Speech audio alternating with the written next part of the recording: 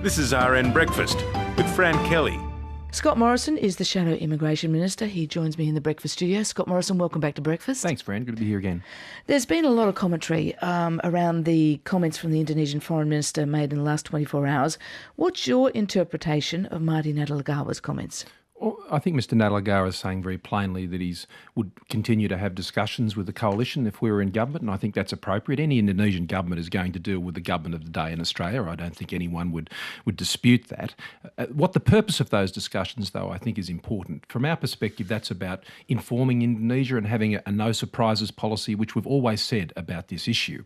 And at the end of the day, it's for Australia to make its own sovereign decisions about our own national policies. And Mr Natalegawa, in the Sky interview, I think made that very clear, that there can be national policies and that's a matter for Australia's sovereignty. And we will make those decisions if we're in government. And it's a false test, I think, the government and others have tried to put on this policy. We're not seeking the agreement of Indonesia. We've never said that. John Howard never did, as we said on this program only last week. And as a result, that's not the end state of those discussions. It's about having a clear communication, because our policies at the end of the day, we believe, will take the sugar off the table. And we think that is the most significant thing we can do to ensure that we end the people smuggling trade through the region. Now, there may be differences of views about that within the region, and that's fine and appropriate. But at the end of the day, we are not going to have a situation where effectively Australia's national policies are decided in another place. Okay, so you don't need agreement. That's clear. But you do need cooperation, don't you? And here we have the Foreign Minister of Indonesia saying, well, he's not ecstatic about the pushback policy. And he said quite clearly, this is a quote, "It would constitute a unilateral type of measure we don't support." It's pretty unequivocal. Well, we're not going to support it, therefore they presumably wouldn't be too keen to cooperate with it. Well, I think there are a number of issues here where there's potentially disagreement. I mean, Bob Carr himself has made statements concerned about Indonesia's policy about visa on arrival for Iranian nationals. I don't think that necessarily helps the process either, but that's a sovereign decision for Indonesia. They can make that decision. There are concerns about the research and response capacity on SAR operations from Indonesia, with very little capacity on the southern Javan coast. I mean, there are a range of issues there, but ultimately there are sovereign decisions for both countries to take, and we need to respect that. But on the issue of unilateral, if I understand what is being said about the communique in Indonesia now, it's this, and that is Kevin Rudd has contracted away the right for Australia to make a decision about its own national policies to Indonesia, and has given them a right of veto. Now, that is not something a coalition government would ever agree to.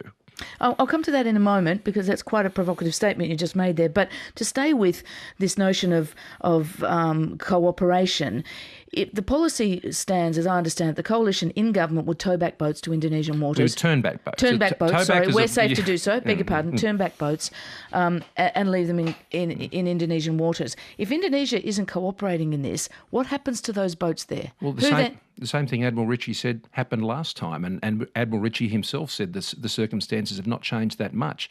And that is one scenario. What is that, though, that happened last time? Well, they went back to the Indonesian shore.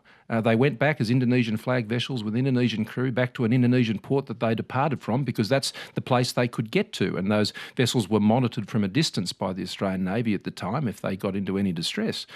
So that would be the guarantee there, that Australian scenario. surveillance would monitor to make sure those boats didn't sink or get into trouble? Or and equally, what happened last time, as you know, Alexander Downer phoned the Foreign Minister at the time and advised him of the coordinates of those vessels so they could also be monitored by the Indonesians.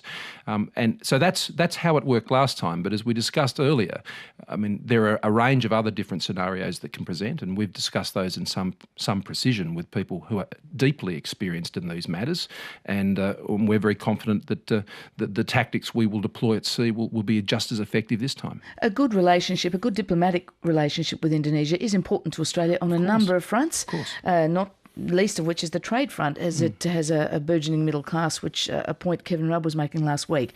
But the Indonesian Foreign Minister said Australia can act in its own national interest. He said that, but there must be efforts to make sure the national efforts are in sync with the regional efforts. Well, and that's absolutely right. And we think taking sugar off the table, which is actually drawing people through Indonesia and causing the chaos in the region, exactly contributes to that point. And I think, does Indonesia agree with you? Well, the point is, what does is the outcome? The outcome is, will it lead to a reduction in people smuggling? And that's what the objective of these regional agreements are. Or will it result, from Indonesia's point of view, with more people being stuck in Indonesia? They've already got tens of thousands of people there waiting. Well, let's look at the history.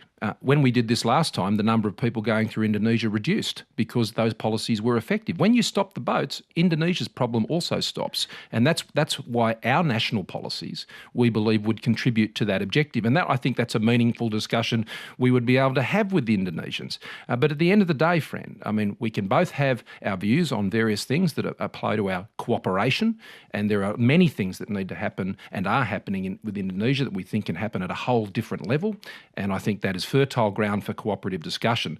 But when it comes to our national policies, I think it's a matter of no surprises, clear dialogue, and Mr Natalegawa, I think, is obviously committed to continue to have that discussion, and that's welcome. It's clear that you and Julie Bishop as Shadow Foreign Minister and Tony Abbott as as Opposition Leader have had discussions with Indonesian counterparts. And I presume in those discussions you've talked about whether Indonesia sees this as a positive, ultimately, for them taking the sugar off the table, to use your terms. Yet Marty Natalegawa yesterday said, what we wish to be avoiding is a situation where the burden of responsibility is being shifted from one party to another. That doesn't sound as though he regards your policy as ultimately being helpful to Indonesia in terms of less people arriving there. Well, I think that's a bit of a leap, Fran, but at the same time, boats stop coming to Australia. That means planes stop coming into Indonesia, and that is ultimately the objective that we have here. And they're the practical objectives we'll work to if we're in government. And the Indonesian government, I'm sure, would deal with a coalition government with the same respect. But to have a good relationship, Fran, I think with Indonesia, you've got to have respect. And you've got to have respect, frankly, for yourselves as well as each other. And that means respecting each other's sovereign decisions and sovereign rights to have our own border policies and make those decisions. Now, I'm concerned that Bob Carr and that Kevin Rudd are happy to just hand those decisions over, effectively provide a right of veto over Australia's national policies on these issues by the explanation of the unilateral agreement that was put out last night. Now, if that's what that means, that Indonesia has to agree to Australia's national policies, otherwise they're considered unilateral action and outside the parameters of that discussion, then I think that's a very concerning development. Isn't it more likely that what it means is that, as all the experts have been telling us for more than a decade now, that any answer to this problem needs to be a regional cooperation? Well, I don't disagree with that, but that doesn't give you an excuse not to have national policies at will. It's not either or. But Australia has national policies. Well, no, the suggestion is that by having a turn-back policy or temporary protection visas or any other policies we have is somehow not part or making a contribution to the regional effort. The region has a Rudd problem. It's not the other way around. It was Kevin Rudd who decided to take unilateral action all those years ago and get rid of the policies that worked that has put us in this mess. And we're now in the situation, as you said, introduction, and Bob Carr's right, that the trend we are on would see over 100,000 people turn up in the next 3-year term of a Rudd government. I mean, we're at the stage now of almost 1,000 people turning up a week under Kevin Rudd. He is going to smash Julia Gillard's record in his first month in office. There are more people seeking asylum around the world now than at any other time. Well, that's actually not true, Fran. You're talking about displaced people. You're not talking about refugees. There are 10.5 million refugees classified by the UNHCR in their latest report. There were 12 million when John Howard was dealing with this problem. Initially, and then there were many less. No, and then there were 22,000 more asylum applications, 22% more being made at the time John Howard dealt with this problem than the most recent figures from the UNHCR. So, but push then, factors will always be there, towards the end of the Howard Fran, government, there were many less. Well, the push factors are consistent and strong. The difference is, what do you do on your own borders? And that's what this debate is all about. What should we be doing on our own borders? The Coalition, Tony Abbott and I, and Julie Bishop, believe Australia should make those decisions. It concerns me that Bob Carr and Kevin Rudd seem to be more interested in the Indonesian view than the Australian people's view. And the Coalition will put in place a mandate, if we get one, to put the border policies in place that they have confirmed. Just one final question on this point. Sure. In terms of taking more interest of the Indonesian view than the Australian view. The Indonesian view, as expressed by Dr. Natalegawa yesterday, was that their position does not qualify Australia from acting on its own national interest. He says the task for us to ensure that those national efforts are in sync or in synergy with bilateral and regional efforts so that we don't cancel one another out. That's right. Would you agree with that? Well, of course, and that's why we think taking sugar off the table in the form of Kevin Rudd's soft touch policies. In fact, he has no policy now. There is no policy from the government. I mean, Kevin Rudd, Senator Carr says there's one in the pipeline. Well, it must be a pretty long pipeline. It's been 6 years they've been in government. The only thing that's in the pipeline is more boats under Kevin Rudd. Yeah, it's 8:16 on Breakfast. Our guest this morning is the Shadow Minister for Immigration, Scott Morrison. The government says, I think we're expecting some kind of new policy or review from the government announced later this week. Kevin Rudd was in Papua New Guinea yesterday discussing asylum seekers amongst other things. It's understood officials have been talking for months now about opening another asylum seeker centre alongside Port Moresby's International Airport.